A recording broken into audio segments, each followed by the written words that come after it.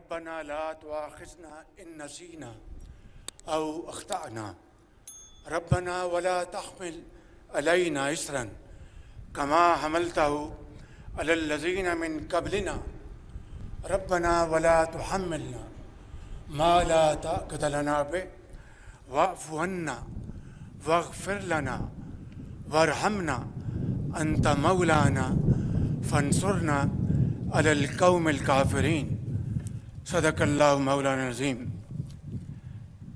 General Syed Asim Munir, Nishan Imtiaz chief of the army staff major general Iftikhar Hassan Chaudhry, commandant Pakistan military academy, graduating cadets 151st PMA long course, 70 integrated course and 25th lady cadet course, faculty members, distinguished guests, ladies and gentlemen, Assalamu alaikum. It is indeed a matter of great pleasure for me to witness the passing out parade this morning. I congratulate the cadets here today on reaching this important milestone in their careers and commend their outstanding display of skill, agility, and youthful exuberance. I also extend my felicitations to the passing out cadets from friendly countries including Qatar, Iraq, Bangladesh, and Nepal. أخي الكريم طلاب من دولة القطر وعمان، أهلا وسهلا ومبروك جدا. طبعا أنتم ضيوف لكن إخوان من البلاد الإسلامية. I also want to say, and as you all know, it is in our centuries-old tradition to welcome guests with open arms like part of the family, and within no time, strangers become friends for all times to come. My dear cadets, you have earned the honor of joining one of the finest armies in the world. Our armed forces are a symbol of valor, exemplary discipline, and unwavering commitment to the nation.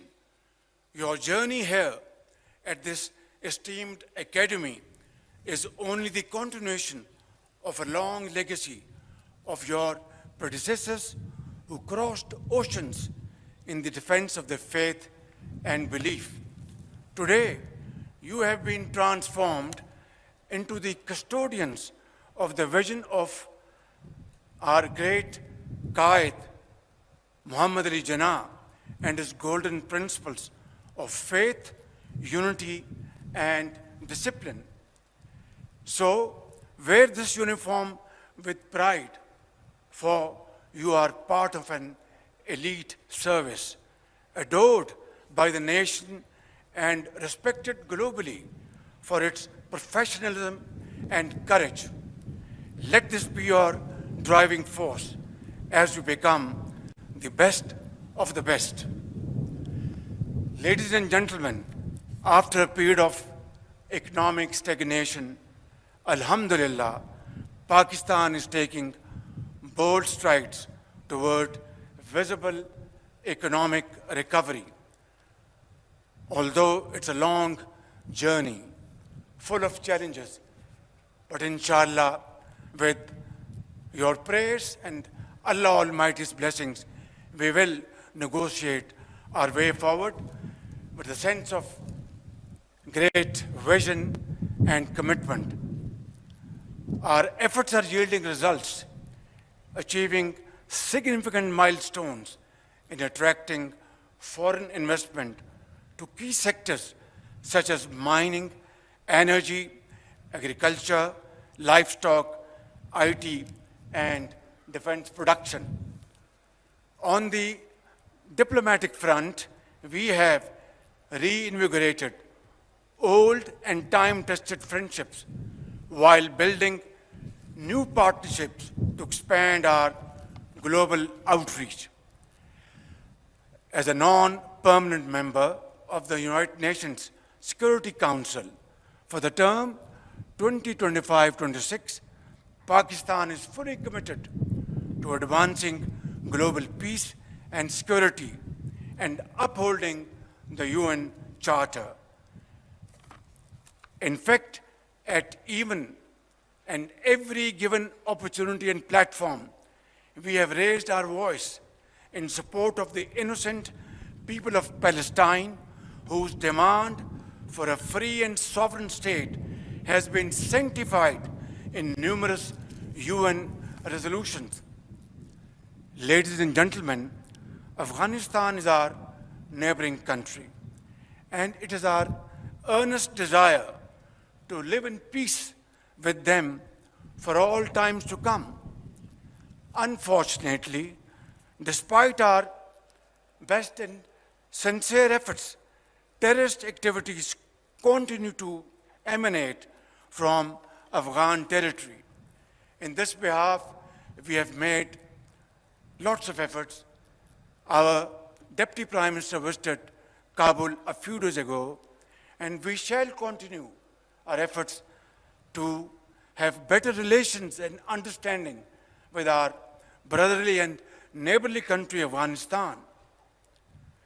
However, we have also delivered a strong and clear message to the interim Afghan government that while we desire peaceful neighborly relations with Kabul, this cannot happen so long as the Afghan soil is being used by Fitna al-Khawarij to attack Pakistanis and kill innocent brothers and sisters in Pakistan. Ladies and gentlemen, I also need to underscore the importance of Kashmir. As the founder of the nation, Quaid-e-Azam Muhammad Ali Jinnah rightly said, Kashmir is the jugular vein of Pakistan. Unfortunately, this globally recognized dispute remains unresolved despite multiple UN resolutions. Let there be no doubt, Pakistan shall continue to support the right of self-determination of the Kashmiri people till they achieve their rights through their great struggle and sacrifices. Ladies and gentlemen, India's systemic persecution of its minorities, particularly Muslims and Sikhs, has become more pervasive over the years. It must accept full responsibility for its complete failure to protect the lives, dignity, and security of these oppressed communities.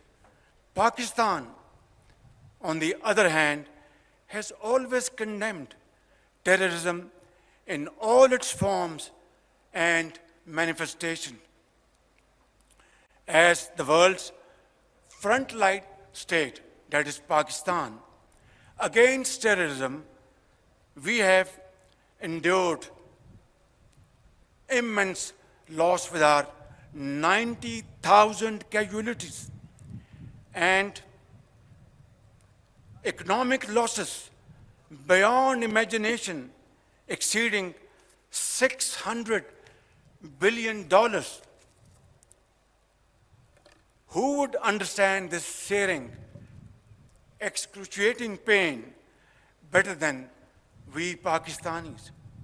Who has given more human sacrifices than Pakistan to counter terrorism?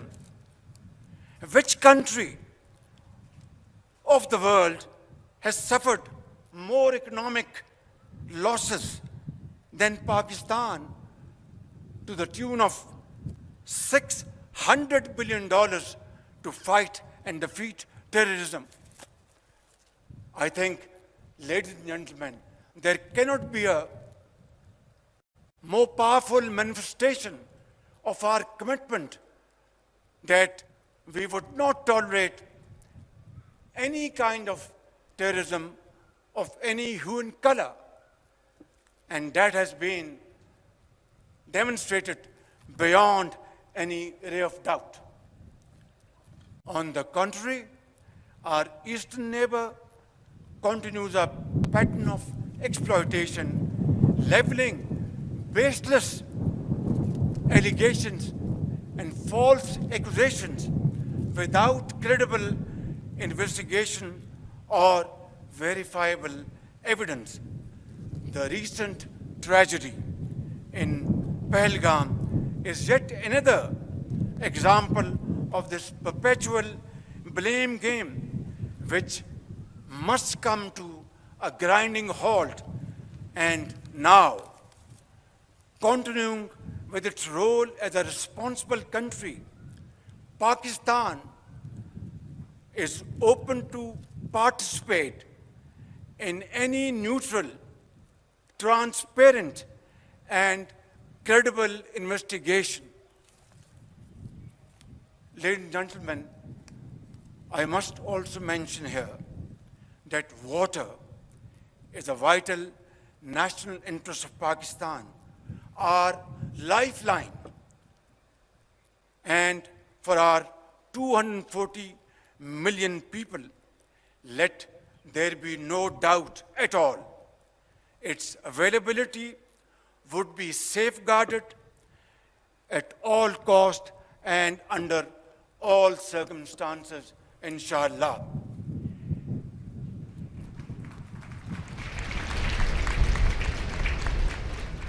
Therefore, any attempt to stop, reduce, or divert